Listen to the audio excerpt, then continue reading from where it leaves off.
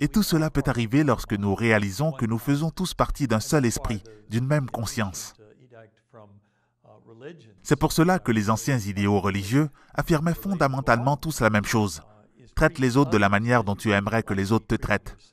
Cela vient du fait que la manière dont nous traitons les autres est aussi ce à quoi nous devrons faire face lorsque nous passerons en revue notre vie.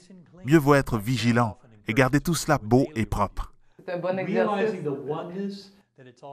Cet exercice nous aide à réaliser que nous sommes tous un et que tout est en lien avec l'amour, la compassion, le pardon, l'acceptation et au final, avec notre rapport avec les autres êtres humains et toutes les autres formes de vie. Cette leçon a beau remonter à la nuit des temps, le monde a de la difficulté à l'assimiler. Je crois qu'un mouvement grandissant d'éveil est en train de se produire, notamment supporté par la communauté des personnes qui ont vécu une EMI et qui commencent à reconnaître et à vivre, portés par l'amour, cette unité et ce pouvoir de guérison.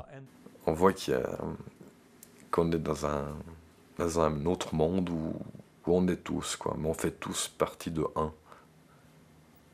Il y a une prise de conscience de l'unité. L'unité, c'est-à-dire que je crois que l'univers, avec tous les autres univers qui peuvent entourer autour, sans mettre de limite, comme du infiniment grand, voire du infiniment petit, on fait partie de un. Nous-mêmes, on fait partie de cette unité, et la moindre brindille d'herbe fait partie de cette unité. C'est un tout qui est indissociable, quoi. C'est un, c'est l'un. Et donc c'est dans cette énergie-là, parce que on est tous interconnectés à ça. C'est-à-dire que là, aujourd'hui, en fait, on est séparés les uns les autres. Vous allez me dire, moi je vous connais pas, voilà, on a tendance un peu à faire ça. Mais moi, dans l'énergie, je suis vous, vous êtes moi, enfin voilà, c'est comme ça que je comprends aussi l'unité. J'aimerais d'abord dire que quand j'étais enfant, jusqu'au lendemain de mes 6 ans, je passais mon temps au paradis. J'avais toujours ce sentiment que tout était un. Je ne ressentais aucune peur, je n'avais jamais le sentiment d'être abandonnée. Je faisais tout simplement partie du tout. Et au lendemain de mon 6e anniversaire, c'était terminé. Tout d'un coup. Bien sûr que je n'étais pas capable de le formuler à cet âge-là. Mais avec le recul, je me tenais là et c'était clair pour moi que ça, c'était moi, la terre était la terre, le chat était le chat. Tout n'était plus un.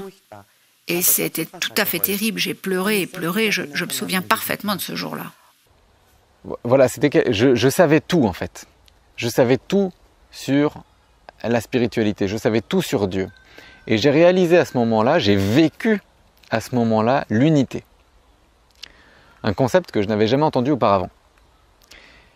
Et du coup, je croyais l'avoir découvert, j'étais hyper content, je me suis dit waouh, j'ai compris un truc de malade.